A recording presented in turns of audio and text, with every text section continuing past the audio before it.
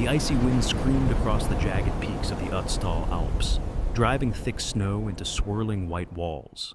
A lone figure staggered upward along the steep slope, his breathing ragged, his muscles straining with each step. His clothes, sewn from animal hides and woven grass, clung stiffly to his body, heavy with frost. He did not know that within minutes his life would end here, on this silent mountainside, and his body would vanish beneath a blanket of snow and ice for more than 5,000 years. Fast forward to September of 1991. A warm alpine summer had caused patches of ancient ice to melt higher than usual. Two German hikers, Helmut and Ötzi the Iceman, were making their way along a rugged mountain pass near the border of Austria and Italy at over 10,000 feet above sea level. Peering into a shallow meltwater pool, they saw something protruding from the ice, what looked like a dark brown log, oddly shaped. As they stepped closer, their hearts pounded. It wasn't wood, it was a human body. Lying face down, partially embedded in the ice, was the remarkably well-preserved corpse of a man. Around him were scattered ancient objects, a copper axe, a flint knife, arrows, a quiver, and a small pouch containing tools. They could not have known it at the time, but this discovery would become one of the most extraordinary archaeological finds of the 20th century, a literal time capsule from the Copper Age. Before we dive into this story of mystery and science, take a moment to make yourself comfortable. If you enjoy journeys into the past, told with care and precision, please consider subscribing and sharing where you're watching from in the comments. These stories are best experienced together, slowly, as we uncover the hidden chapters of our shared human history. In the first weeks after the discovery, the prevailing theory seemed straightforward. Scientists at the University of Innsbruck examined the body and the artifacts.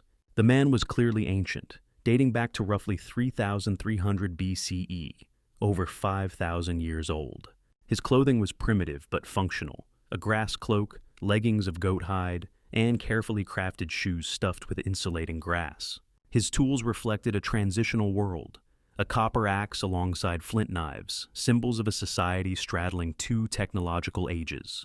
With no obvious fatal wounds visible on the surface, the early explanation was simple. He must have died in a sudden mountain storm. Perhaps he was a hunter caught by bad weather, weakened by hunger and exposure, and finally collapsed as the snow buried him. The mountains of the Ötztal region are unforgiving, even today. In those first years, the newspapers around the world portrayed him as a tragic wanderer, a solitary man who succumbed to nature's fury. This interpretation fit neatly with the evidence at hand, but it would not last. In 2001, a dramatic revelation shook the scientific community. For the first time, researchers conducted a full-body X-ray and CT scan at Urach Research's Institute for Mummy Studies in Bolzano, Italy. Leading the forensic team was Dr. Edward Eggerter Weigel. When the images appeared on the screen, the scientists froze in disbelief. There, embedded deep in the left shoulder, was the unmistakable shape of a broken arrowhead. The tip had pierced a major artery near the lung. This was no accident. This man had been shot from behind, the arrow striking with lethal precision. The realization was profound. Ötzi, the name now given to the Iceman, derived from the mountain range where he was found, had not simply frozen to death. He had been murdered. Subsequent analysis confirmed that the wound would have caused rapid internal bleeding.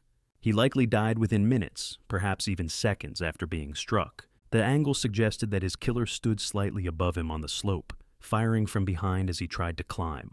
This discovery forced researchers to completely rethink the narrative. But it was only the beginning. In 2012, a landmark study published in Nature Communications presented the first near-complete genome of Ötzi. The international team, led by Professor Albert Zink of Urach Research, combined ancient DNA sequencing with forensic archaeology. Their findings went far beyond simple ancestry.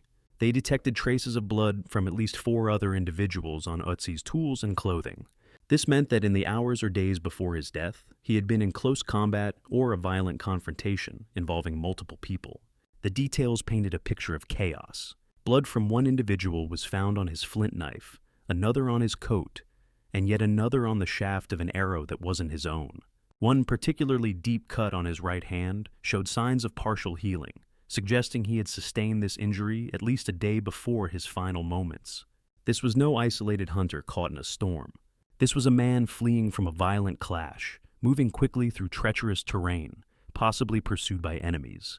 By combining these data points, scientists began to reconstruct his final journey. 2 days before his death, Ötzi may have been involved in a skirmish or ambush in the valley below. Wounded but alive, he retreated into the high mountains, desperately seeking safety. Along the way, he paused briefly to eat a high-energy meal, perhaps knowing he would need every ounce of strength.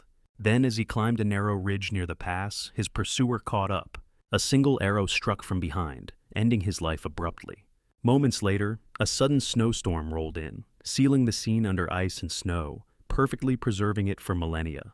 To reach these conclusions required an extraordinary range of modern techniques. At URAC and the Max Planck Institute for Evolutionary Anthropology in Leipzig, Germany, researchers used advanced 3D CT imaging to examine the mummy's internal structures without causing damage. Each scan revealed new details, not just the arrowhead, but the patterns of soft tissue decay, the distribution of blood clots, and even ancient red blood cells, the oldest ever identified. Simultaneously, cutting-edge DNA sequencing was applied. This technology allowed scientists to study not only Ötzi's genome, but also the microscopic traces of life preserved with him. In 2018, a remarkable paper in Current Biology analyzed the contents of Ötzi's stomach. Using a combination of proteomics, lipidomics, and microscopy, the team identified his final meal: wild ibex meat, red deer, einkorn wheat, and even traces of toxic bracken fern. The meal was exceptionally high in fat, exactly what a man would need to endure extreme cold and physical exertion. The timing was precise. He had eaten just a few hours before he died. The reconstruction grew even more detailed, with the analysis of ancient microbes. In 2016, a groundbreaking study in Science revealed the complete genome of a strain of Helicobacter pylori found in Ötzi's stomach. This bacterium, still common today as a cause of ulcers, carried genetic signatures showing that Ötzi's population had limited contact with neighboring groups. By tracing the evolutionary history of this microbe, scientists uncovered clues about ancient human migrations, preserved not in artifacts or bones, but in the microscopic ecosystem of the gut. Piece by piece, a vivid picture emerged. His final climb was hurried and desperate. Pollen grains embedded in his clothing and gear told a story of rapid movement across different altitudes. His quiver contained unfinished arrows, suggesting he had little time to prepare for defense. Even the wear patterns on his shoes indicated he had been moving quickly over rough terrain. Everything pointed to a flight rather than a leisurely hunt. Then came the stunning revelation of 2023. A new high-coverage genome sequence, published by the Max Planck team in Cell Genomics, overturned some of the most familiar images of Ötzi seen in museums and textbooks. For decades, he had been portrayed as having fair skin and a full head of dark hair. The new data revealed otherwise. His skin was much darker, similar to modern Mediterranean populations. His hair was thinning, likely due to a genetic predisposition to male-pattern baldness. Most surprising of all, his genetic ancestry showed almost no trace of the later steppe migrations that shaped much of Europe after his time. This meant that Ötzi belonged to a relatively isolated community, descended primarily from early Anatolian farmers who had migrated into Europe thousands of years earlier. His people lived in the Alps with minimal genetic exchange with surrounding groups. This isolation may have contributed to social tensions and conflicts, hinting at a complex network of alliances and rivalries in the region. Taken together, the evidence suggests that Ötzi's death was not merely a personal tragedy, but part of a larger story. He may have been a leader, a skilled hunter, or a key figure within his group. The violence that claimed his life reflects a society in transition.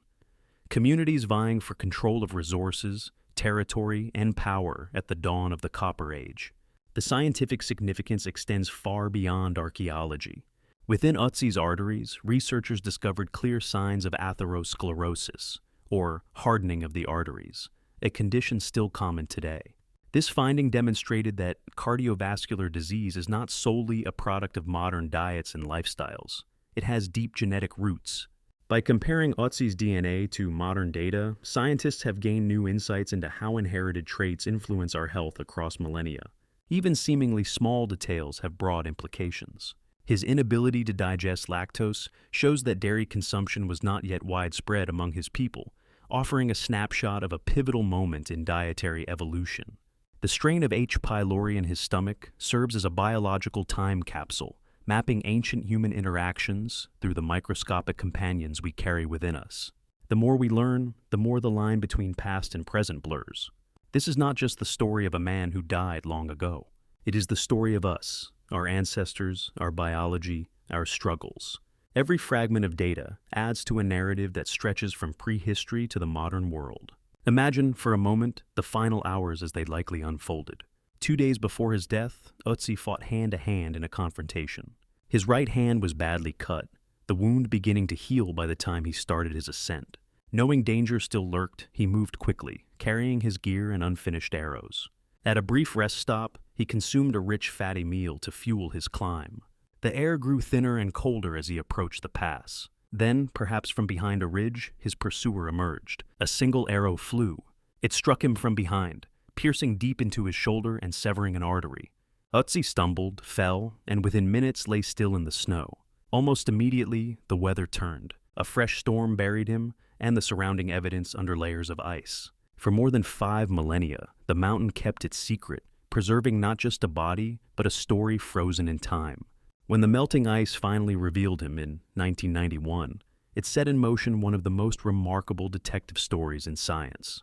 Each advance in technology, X-ray, CT scan, high-resolution DNA sequencing, added new layers of detail. Like careful historians, the scientists distinguished between what could be proven and what remained hypothesis. The early storm theory gave way to the assassination theory, just as future discoveries may refine our understanding even further. Today, Ötzi's legacy reaches beyond museums and laboratories. He challenges us to think about continuity. The conflicts he faced over land, resources, survival are echoes of struggles that still shape our world. The diseases in his body remind us that our biology carries the imprint of ancient history. The microscopic bacteria in his stomach connect us to a lineage of humans who moved, mingled, and evolved across continents. As the sun sets over the Ötztal Alps, imagine the snow glowing red in the fading light, just as it did the evening after he fell. His story is no longer silent. Through the language of science, he speaks again. Not in words, but in the patterns of DNA, the scars on bone, the fragments of a last meal. Ötzi did not simply freeze to death in a storm. He was struck down by violence, caught in a web of human motives and social dynamics that transcend time. The arrow was the final act, but the cause lay deeper in the complex network of human relationships, competition, and survival. This is why his discovery matters. It is not about sensational headlines or museum displays. It is about understanding the deep roots of our shared humanity. As you reflect on this journey, consider which details struck you most. Was it the arrow hidden for 5 millennia, the ancient bacteria in his stomach, or the realization that heart disease plagued humans long before modern diets? Share your thoughts in the comments below. And if you value these carefully told stories of science and history, please subscribe and join our community. Together, we will continue to uncover the hidden chapters of the past, one discovery at a time.